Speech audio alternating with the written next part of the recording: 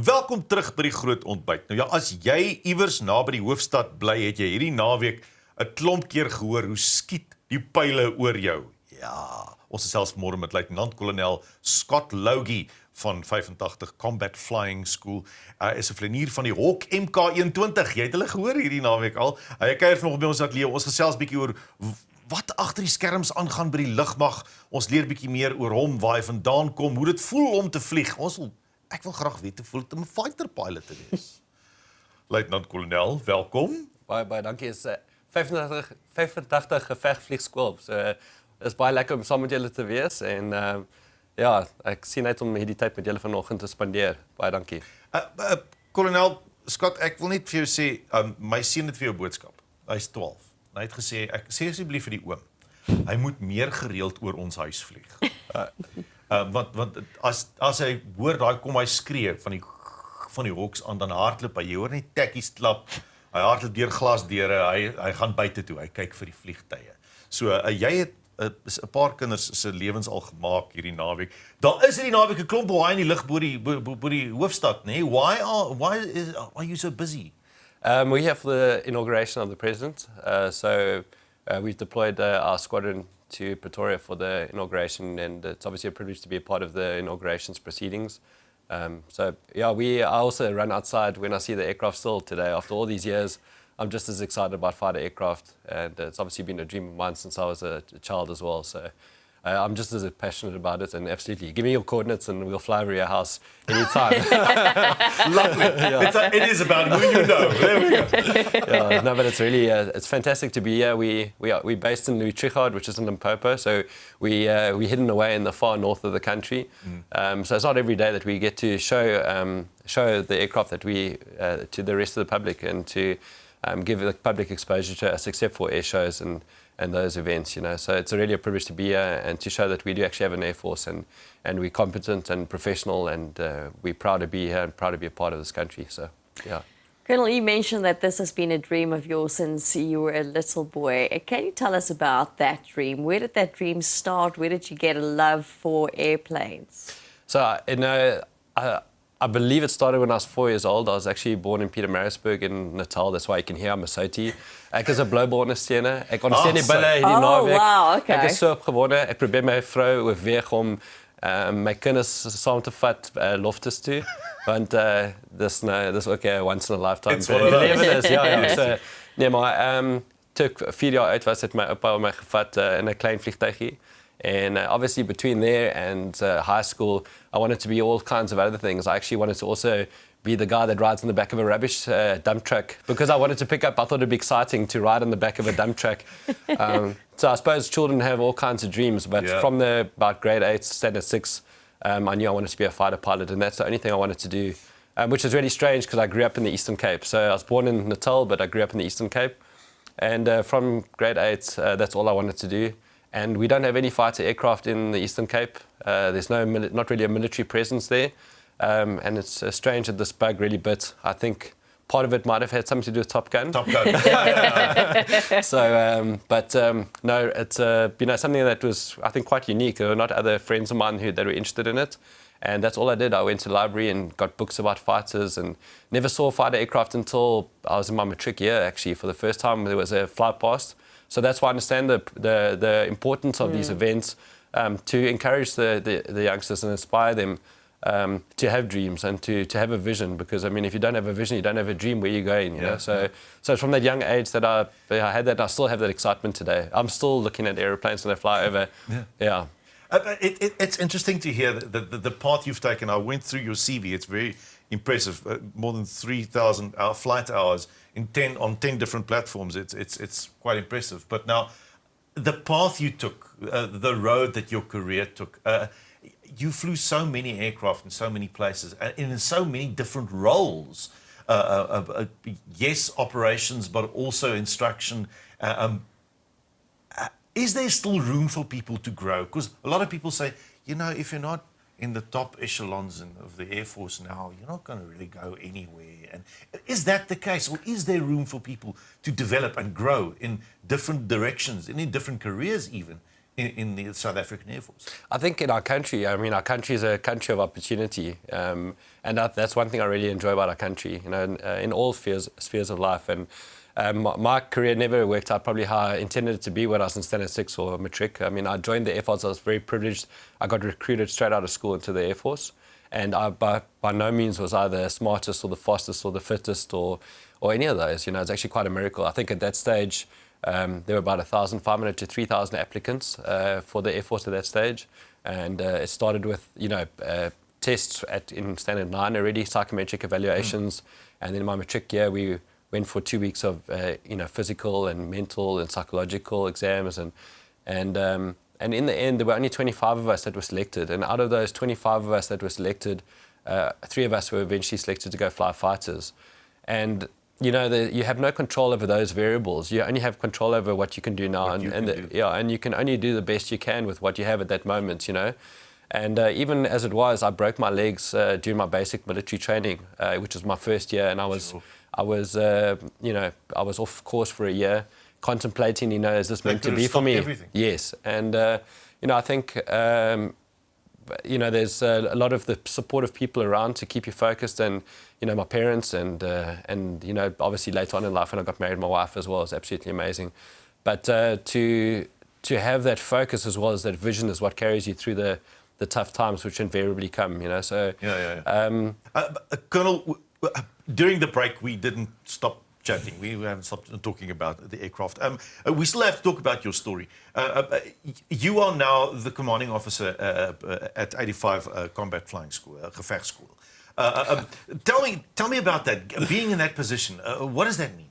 So 85 Combat Flying School is the South African Air Force equivalent of Top Gun. So our responsibility is to train fighter pilots for the frontline platform, which is the Gripen aircraft. So it's really a great privilege to have, to be able to train the next generation of fighter pilots. Something I really enjoy. It's incredibly diverse. Every single day is really unique. You know, I can go in one day from flying a test flight, flying a air-to-ground tactical sortie, an air combat sortie, you know, all in one day, and it's really diverse. Wow. And yeah, it's dynamic, challenging. I suppose there's the element of risk, but let's not speak to my insurance company about that, my life insurance. But no, it's really fantastic, yeah, to train the next generation. I have to say, so my knowledge about aircrafts is limited to what I see on the movies like Top Gun. So I would like to know, when you're doing your training, is it really that dangerous like you would see in the movies? Are we on the same kind of level capability-wise as people overseas and abroad? Like, just give me an idea of that. So I think Top Gun, you know, it really deserves a lot of credit, one, in helping to motivate aspirant fighter pilots.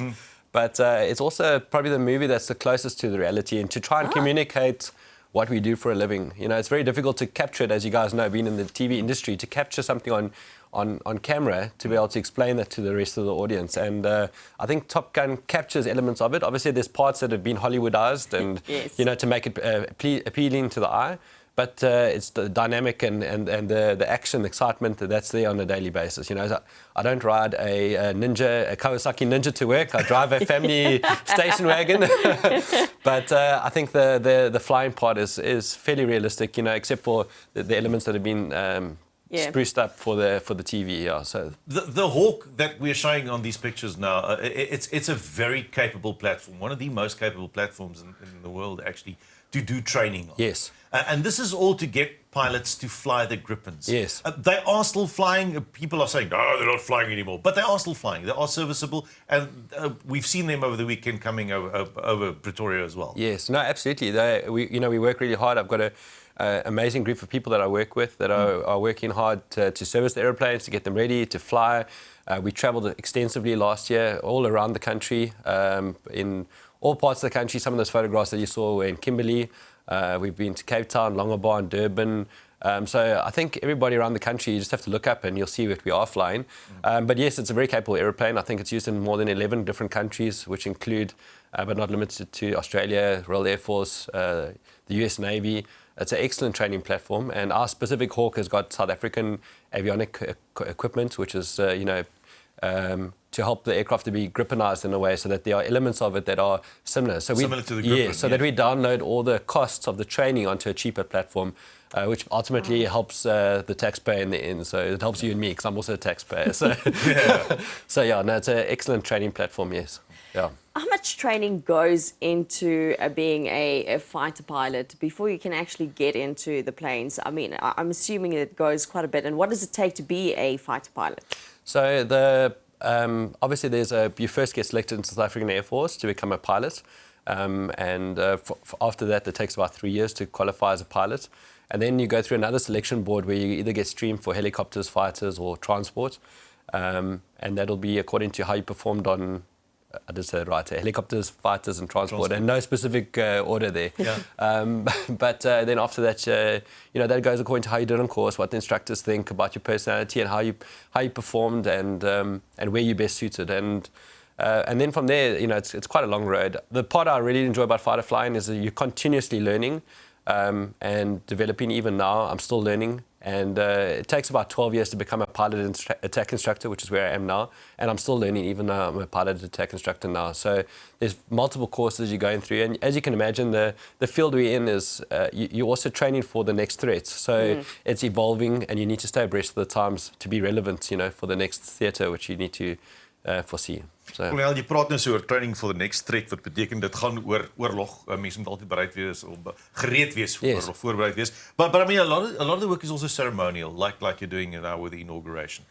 Tell us more about that. Is there a different approach? What is different going into a ceremonial event like this? So I think, in terms of skill level or challenge, the ceremonial part is really a small component of it. I'd say 98% of the challenge you don't see. That is the part that Top Gun tries to communicate via the movie, and that's the part that I really find dynamic. The ceremonial part is incredibly important as well. It's important to show that we do have airplanes, like you said. Do we have a capability, and to show the taxpayer what they're getting, for their money. So that's why air shows are important. That's why the ceremonial aspects are important. But it's 85 Combat Flying School. It's a training unit, and we need to train, and it's important that we do that the whole time. Yeah.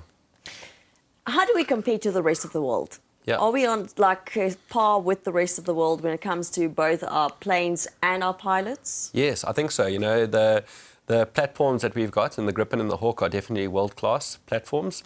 And in terms of the training, I've been privileged enough to be in international conferences where other fighter pilots are there, and we're able to communicate with them. And I think we are unique. We have different challenges which face us, and we've got a unique history. We are the second oldest air force in the world. We are 124 years old, and that aviation history that's very important, because all those lessons that have been learned through the Second World War, into Korea, through the Bush War until now, those are lessons that we build on. So we stand on the shoulders of those that have gone before us, and we build on that going into the future. So I think we're definitely very capable, and I'm proud of what we have in our Air Force. Yeah. Now, in the inauguration, there's going to be a couple of flybys. That's the only place we see, yes. The public see you work, because the work that you do is secret, and it is confidential, and no one should know about it, and that's the way it is. And we're glad that's the case. But we are going to see some, obviously Hawks and Gripens flying over, are we? Yes, we are. And ironically, I'm actually not involved. No, I'm not. I'm actually in Pretoria for another commitment. Yeah. So I'm not actually involved directly in the inauguration. But yes, the aircraft will be flying in the inauguration on the 19th, I believe it is. And my guys will be involved as well. So I'm looking forward to seeing it as well. You must be so proud to know that it's your guys flying. Absolutely, yeah. Well, guys and girls, yeah. So no, absolutely. And those are the things that give me energy. Is when I work with the people I work with on a daily basis. When somebody does something unexpected, that goes over and above, which happens on a regular basis. We get faced with many challenges, and when people go beyond the call of duty, so to say, that's the thing that gives me energy and keeps me excited to go to work every day. And yeah, so no, I'm really proud of them as well. I would like to be in the air, obviously. Yes. Just like your son wants to go see the aircraft, I want to be in it as well. Yeah. So every opportunity to fly, I'll take it. So that there's quite a lot of banter at the moment because they know that I want to be there as well. But yeah. Also, out of interest, say quickly, because you said guys and girls, just out of interest, sake, are there a lot of females that are fighter pilots or pilots in general in the Air Force? Yes, there are. There definitely are. We have a lot of female pilots as well. Female fighter pilots, we haven't got many of them, but I think it's something that'll come with time. That'll change. I've also got girls as well, and there's no reason why, or daughters rather, and there's no reason why they cannot achieve it. And I think with, like I said to you, the training path is quite a long path, and there's a lot of challenges along the way, and I think naturally with time they'll come through in numbers, So there's no reason why they can't. So it's something really to look forward to. Colonel Logie, it is wonderful talking to you, hearing about your passion and seeing your motivation for not only your squadron, but for the South African Air Force in general. And it's lovely chatting to you. Thank you for the insights and all the inside tidbits that you've joined this morning. Absolutely. It's been a pleasure. Thank you for having me. Ja, baie dankie aan almal, ja. Nou ja, hoe lekker is dit om met 'n proper regte Top Gun pilot te kan praat, né? Daar is dit. Wys jou, daar is 'n paar goedjies wat 'n mens nog kan doen in die Suid-Afrikaanse lugmag, die South African Air Force, ekskuus tog. So dalk moet 'n mens bietjie meer optimisties wees. Dalk.